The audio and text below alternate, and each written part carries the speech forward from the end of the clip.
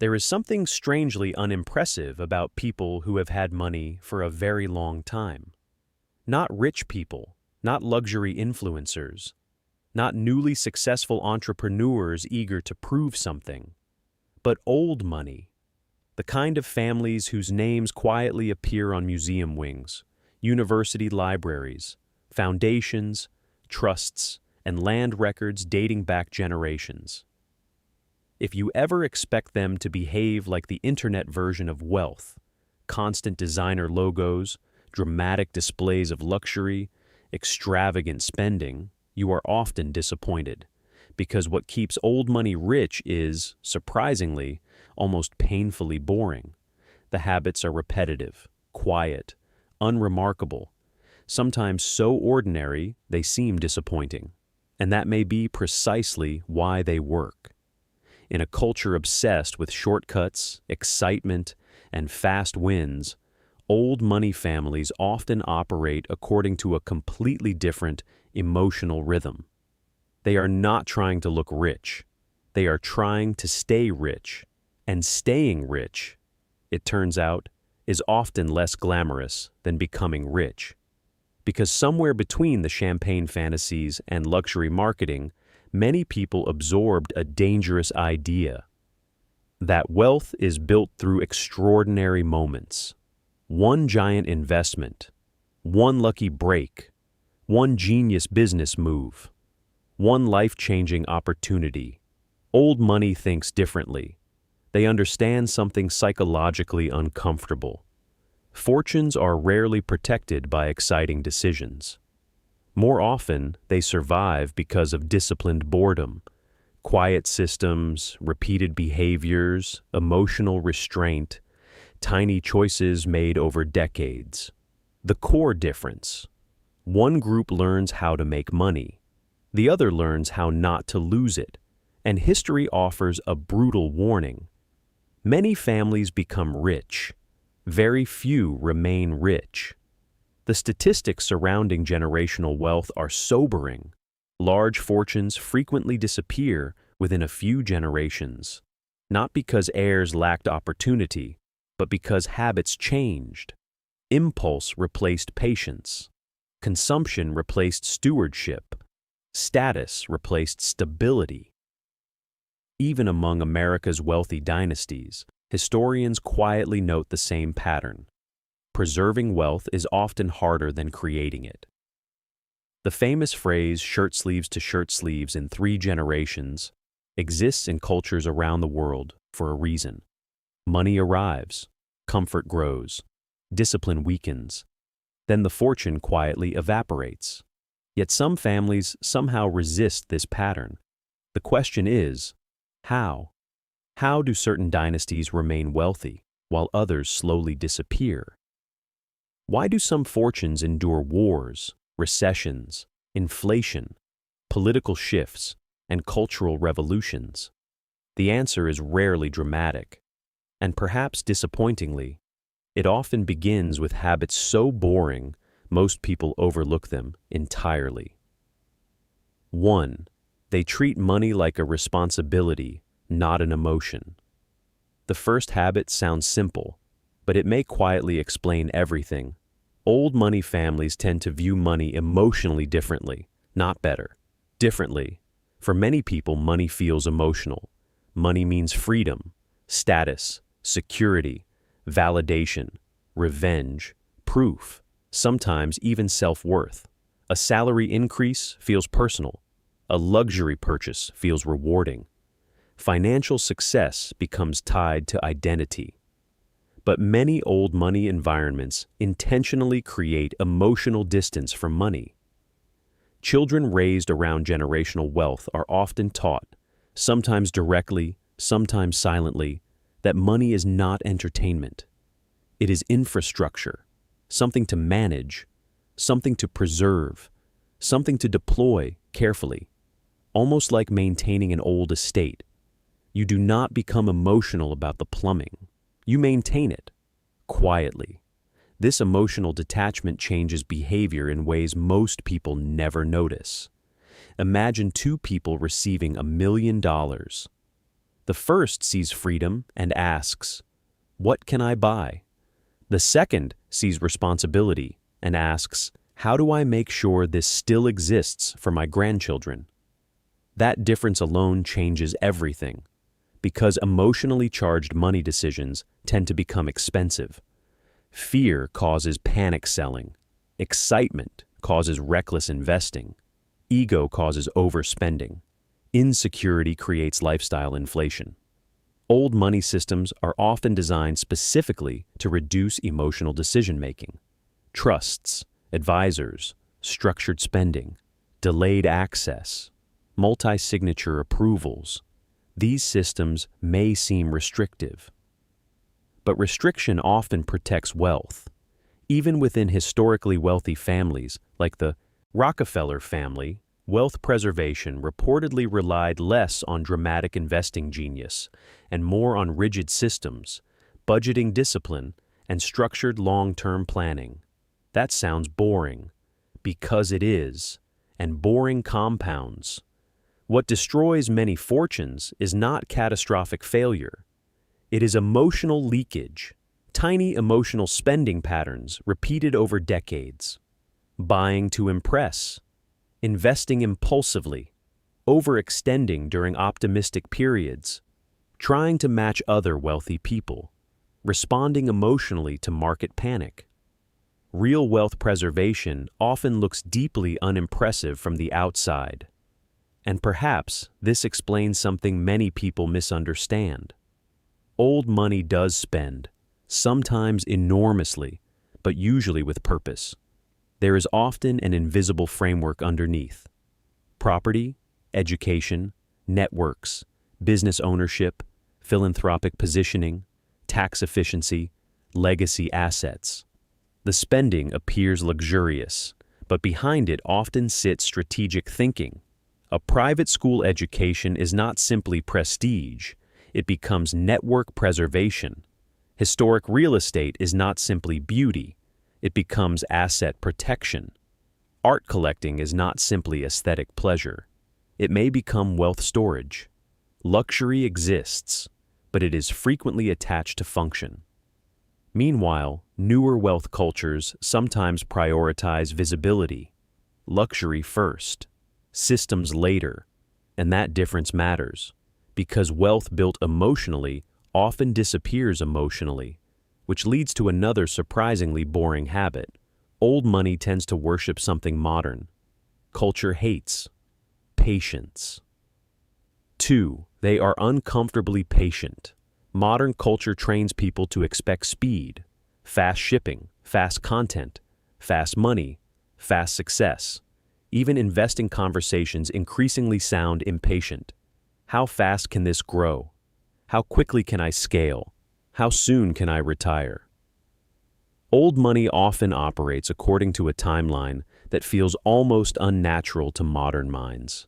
Decades, sometimes centuries. This changes financial behavior completely. Because if your thinking horizon extends 50 years instead of 5, your priorities shift. Suddenly, trends matter less. Timing matters less. Excitement matters less. Consistency matters more. Patience becomes profitable. One of the least glamorous realities about wealth preservation is that compounding rewards boredom. The patient often quietly outperform the excited. This helps explain why many wealthy families historically preferred conservative investments. Land, established businesses, diversified holdings, cash-flowing assets, infrastructure, things that seem dull, not thrilling, not viral, not exciting enough for social media, but stable, reliable, predictable. Families associated with long-term wealth preservation, including branches of the Rothschild family, became known less for dramatic speculation and more for strategic patience, information networks, and generational thinking. That does not mean avoiding risk entirely. It means preferring calculated risk, measured risk, risk that survives bad years. Because old money understands something psychologically painful. You do not need extraordinary gains if you avoid extraordinary losses. This sounds obvious, yet people repeatedly ignore it. Many fortunes disappear, chasing excitement through aggressive speculation, over-leveraging, and trend obsession, trying to become richer faster. But preserving wealth often means accepting something uncomfortable. Enough can actually be enough. There is an emotional maturity in old money cultures that says, we do not need to win every race. Sometimes survival itself becomes the victory, especially over generations. And this patience extends beyond investing. It appears in careers, relationships, reputation building, and social positioning. Many wealthy families quietly think in terms of reputation over decades. One reckless public mistake can damage opportunities for years. One impulsive financial decision can affect future heirs. So restraint becomes cultural, not because it feels exciting, but because it works. There is an old psychological truth hidden underneath all this. People often overestimate what can happen in 1 year and underestimate what can happen in 30. Old money quietly builds around that truth. And while the outside world rushes towards speed, they often move slower, intentionally. Because slow, strangely enough, frequently survives. But patience alone is not enough. Because even patient wealth disappears without one deeply unglamorous habit, an almost obsessive resistance to lifestyle inflation. 3. They do not upgrade their lives as fast as their money grows. This may be the most boring habit of all, and possibly the most powerful. Old money often upgrades slowly, painfully slowly, sometimes frustratingly slowly. New money frequently celebrates success visibly: the better car, the bigger home, luxury watches, vacation upgrades, and designer wardrobes. And to be clear, there is nothing inherently wrong with enjoying money. The problem emerges when lifestyle rises as fast as income, because then wealth becomes fragile. You earn more, but somehow feel no richer. Expenses quietly expand to consume everything. A strange phenomenon begins to happen. People with high incomes start feeling financially trapped. Not poor, trapped. Locked into expensive lives filled with luxury mortgages, private school fees, status expectations, friend circles built around spending, maintenance costs, and invisible obligations. Old money cultures often resist this trap, partly because they understand something subtle. Visible wealth and actual wealth are often opposites. Someone driving understated cars while owning businesses, land, and investment structures may quietly be far wealthier than someone visibly performing success. Historically, even members of families connected to immense fortunes, like parts of the Vanderbilt family after periods of financial decline, became cautionary examples of what can happen when lavish consumption overtakes wealth preservation. Because money disappears surprisingly fast when appearances become the priority. This is why many genuinely wealthy families often appear ordinary, not poor, just understated. Tailored clothes instead of loud logos. Quiet quality instead of constant novelty. Homes chosen for longevity instead of spectacle. The mindset becomes wealth should support life, not life should support appearances. And perhaps this is the uncomfortable truth many people avoid. A great deal of spending has little to do with enjoyment. It has to do with signaling, trying to prove success, trying to feel worthy, trying to belong, trying to outrun insecurity.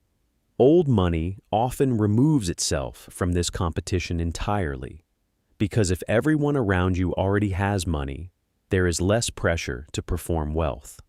The social incentives shift. Taste replaces display. Privacy replaces performance. Longevity replaces excitement. And suddenly, boring decisions begin quietly accumulating power. A perfectly maintained coat worn for years, a home bought for generations, steady investments, measured spending, quiet discipline. None of it feels dramatic. None of it goes viral. But over decades, these boring choices become empires. 4. They become quietly obsessed with avoiding stupid mistakes. There is a peculiar truth about long-term wealth that almost nobody talks about. Many fortunes survive not because families constantly make brilliant decisions, but because they become exceptionally good at avoiding disastrous ones. This sounds unimpressive because it is. Old money often operates according to a philosophy that feels almost anticlimactic. Avoid catastrophe. That is the game. Not endless winning, not dramatic outperformance, not proving intelligence every year, simply staying in the room long enough for compounding to do its quiet work. Modern culture celebrates boldness, big risks, aggressive ambition, the heroic entrepreneur, the overnight success story, and certainly risk has its place. Many fortunes begin through courageous decisions. But once wealth exists, priorities change. Preservation becomes as important as expansion, and preservation requires restraint. This is where old money often differs psychologically. Instead of constantly asking, "How much more can we make?" they frequently ask, "What could destroy us?" Bad partnerships, over-leveraged investments, scandals and public embarrassment, tax negligence and lawsuits, family conflict and emotional instability, impulsive marriages, financial ignorance in heirs. The truly wealthy often think surprisingly defensively, not fearfully, defensively, like architects reinforcing foundations. The outside world sees luxury. Behind the scenes sits risk management. This is one reason many wealthy families diversify almost obsessively. Rarely all in one thing. They spread assets across property, private businesses, stocks, cash reserves, trust structures, art, land, different countries, and different industries. Why? Because concentration creates fragility, and fragility threatens continuity. The families who quietly survive decades understand something deeply uncomfortable. Disaster rarely announces itself dramatically. It arrives disguised as confidence. Confidence becomes arrogance. Arrogance becomes carelessness. Carelessness becomes collapse. History repeats this lesson endlessly. Fortunes vanish through ego more often than bad luck. One arrogant investment, one reckless expansion, one generation convinced the rules no longer apply to them. This is why many old money environments intentionally normalize caution. Not panic, not fear, caution. The kind of boring caution most people mistake for pessimism. Yet strangely, boring caution often outlives brilliance. Because one terrible decision can erase 30 excellent ones. Old money families understand math emotionally. Protecting downside matters enormously, especially when there are grandchildren not yet born. Which leads to another habit, so quiet most people barely notice it. They are unusually selective about people. 5. They treat relationships like financial decisions. This may sound cold, but for old money, relationships are rarely treated casually. Friendships, business partnerships, marriage, professional circles, mentors, schools, and communities. These are often viewed as forms of infrastructure, not simply emotions. Before that sounds cynical, consider this. Most financial disasters are deeply human. Bad partners, messy divorces, trust violations, poor advisors, family feuds, legal disputes, and manipulative friendships are almost always emotional decisions disguised as loyalty. The wealthy learn, sometimes painfully, that people can build fortunes or quietly dismantle them. So, many old money environments become extremely intentional about proximity. Who enters the family? Who influences children? Who manages assets? Who earns trust? Who gets access? This does not mean every wealthy family is emotionally distant or calculating, but it often means they are deliberate because continuity matters. You begin noticing distinct patterns in wealthy dynasties, elite schools, country clubs, specific neighborhoods, summer traditions, philanthropic circles, and private memberships. These things are often misunderstood as pure snobbery. And yes, status sometimes plays a role, but there is another function underneath: relationship filtering. It is about repeated proximity to people with similar values, resources, expectations, and long-term thinking. Network preservation.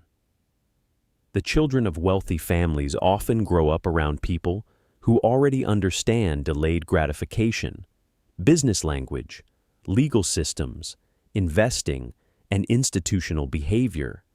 That matters enormously because wealth is not only money, it is information, access, introductions, pattern recognition.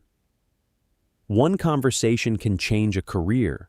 One introduction can create generational opportunity. One marriage can reshape a family trajectory.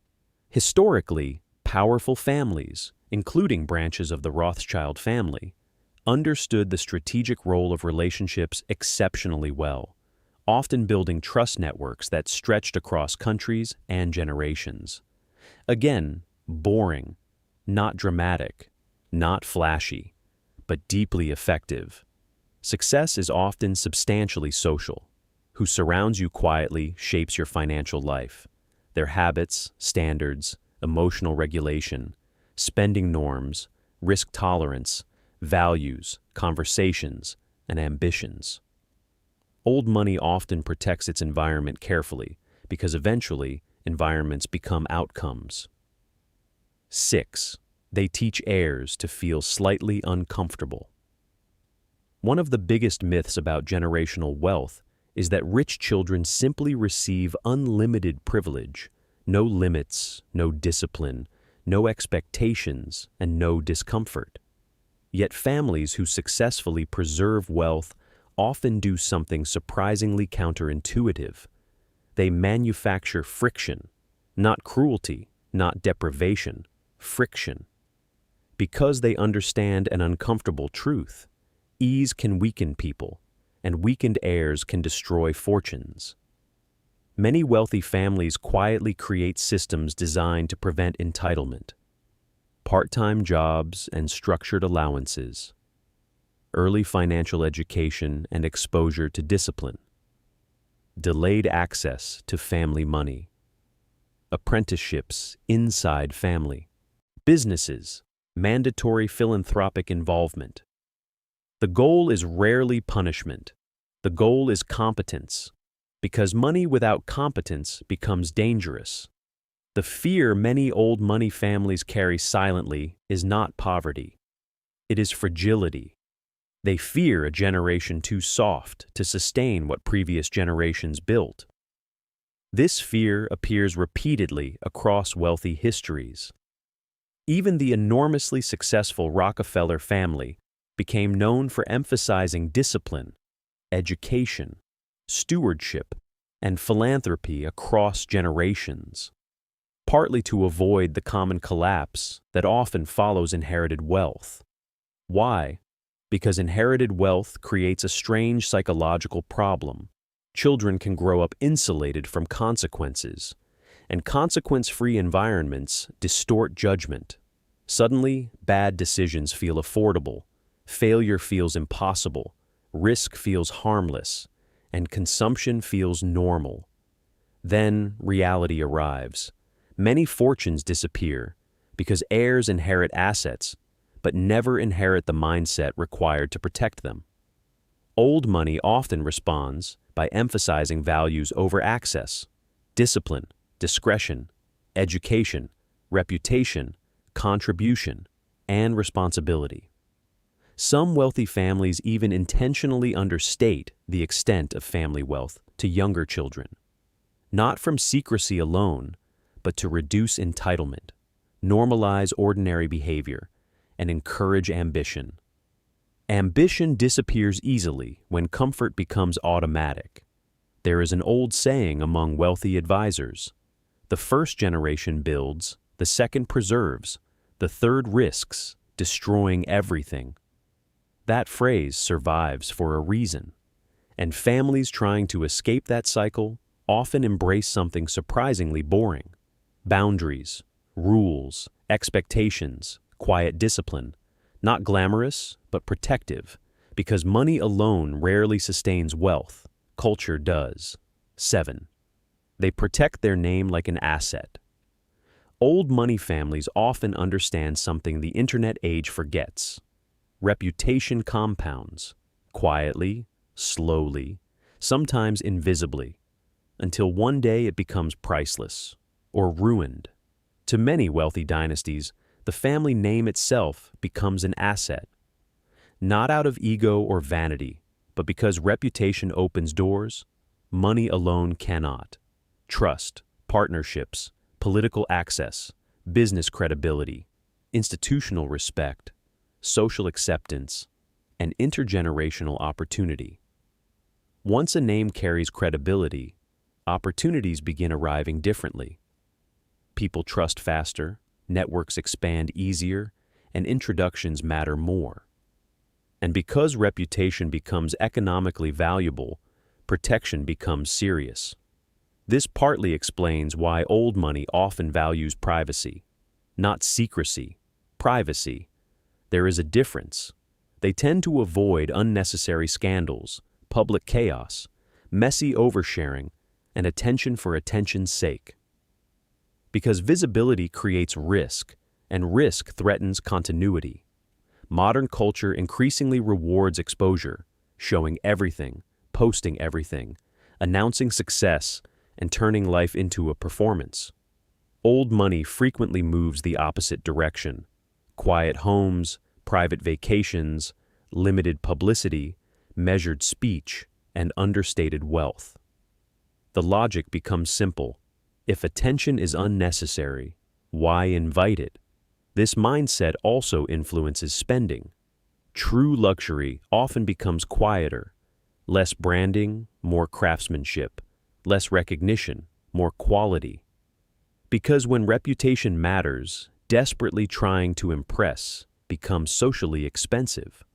There is something psychologically fascinating here.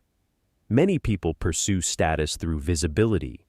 Old money often pursues status through stability, consistency, reliability, taste, discretion, and longevity. Again, painfully boring and extraordinarily effective. Because when trust compounds for generations, so do opportunities. 8. They think in generations, not lifestyles. There is a question many wealthy families quietly ask themselves that most people never think to ask.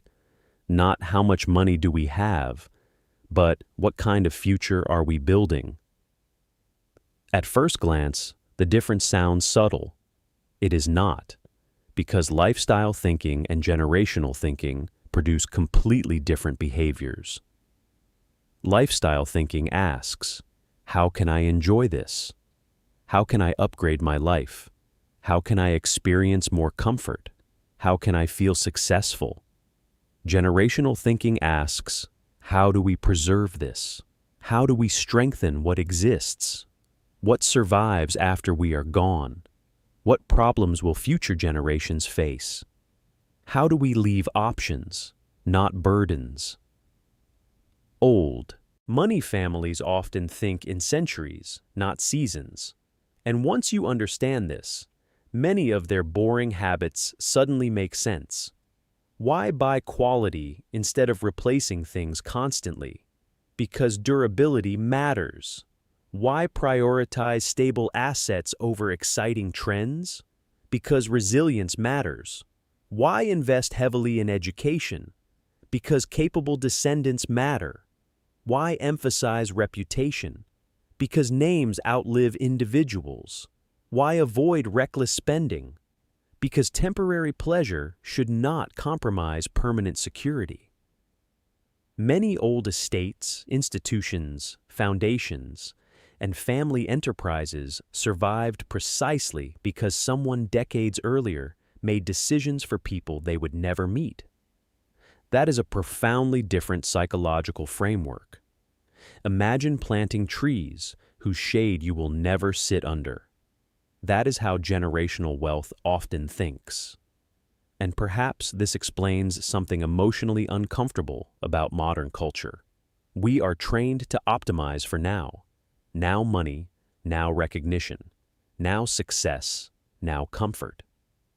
Old money often optimizes for continuity, the future child, the future business, the future reputation, the future economic downturn, the future inheritance, the future mistake someone else may make. It is strangely selfless in one sense, but also strategic. Because families that survive generations often understand a painful truth. Temporary pleasure can quietly mortgage the future. Historically, the families that endured major disruptions, wars, depressions, inflation, political upheaval, were often not necessarily the most brilliant. Sometimes they were simply the most prepared, the most patient, the least reactive, the least addicted to excess. Even after dramatic rises and falls, lessons from families such as branches of the Vanderbilt family continue to illustrate how quickly wealth can erode when spending outruns stewardship. Because wealth without stewardship becomes temporary, and stewardship, unfortunately, is rarely exciting.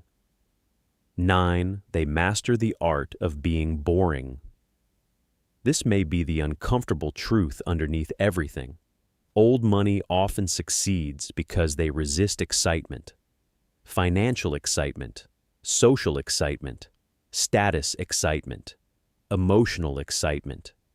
And this feels deeply unnatural in a world designed to stimulate desire. Everywhere you look, someone is promising transformation. Faster success, bigger gains, luxury upgrades, the next opportunity, the next trend, the next status symbol, the next version of yourself. Modern culture rewards urgency.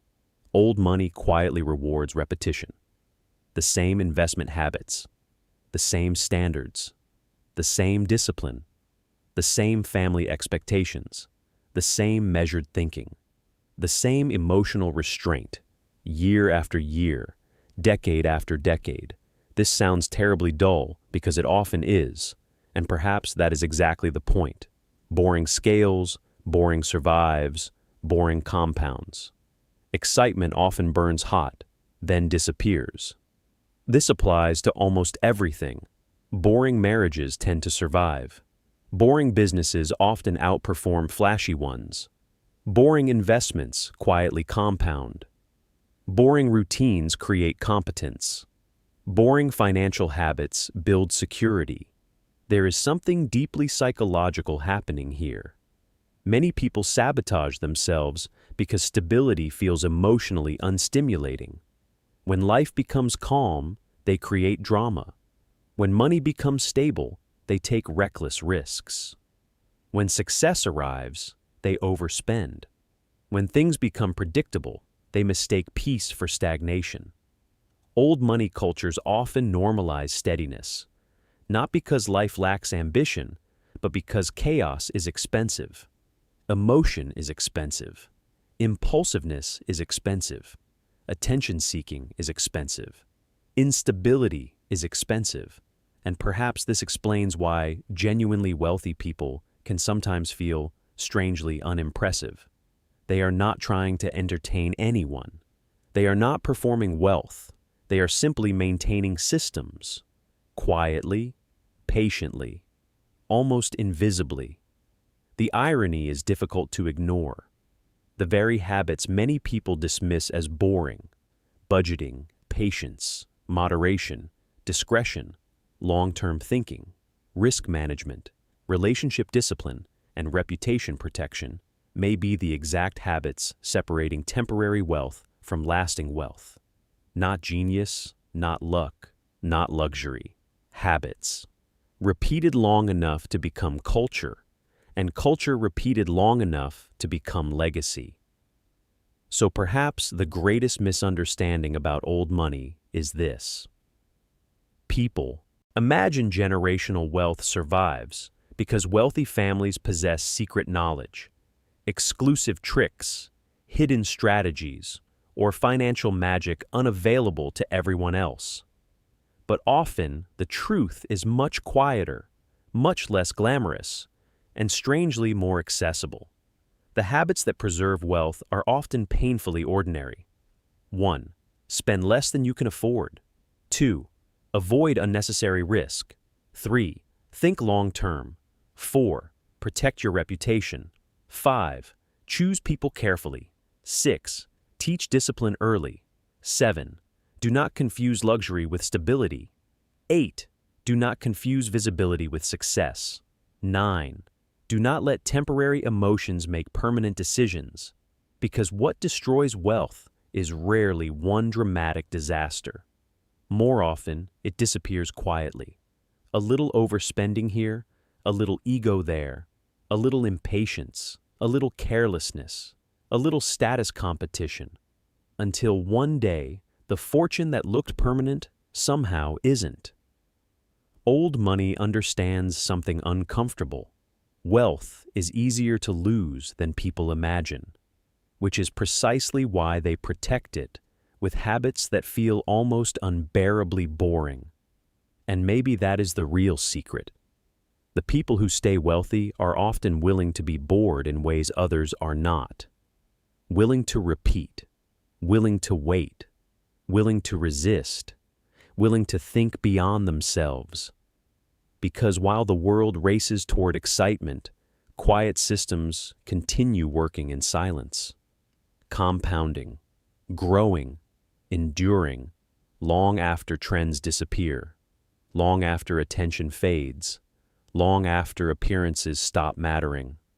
What if the life that actually builds lasting wealth looks much less exciting than the one constantly trying to look rich? If this video made you think differently about wealth, share it with one person who needs to hear it. Drop in the comments. Which of these 9 habits do you think is the hardest to actually practice? I'll be reading every reply. See you in the next one.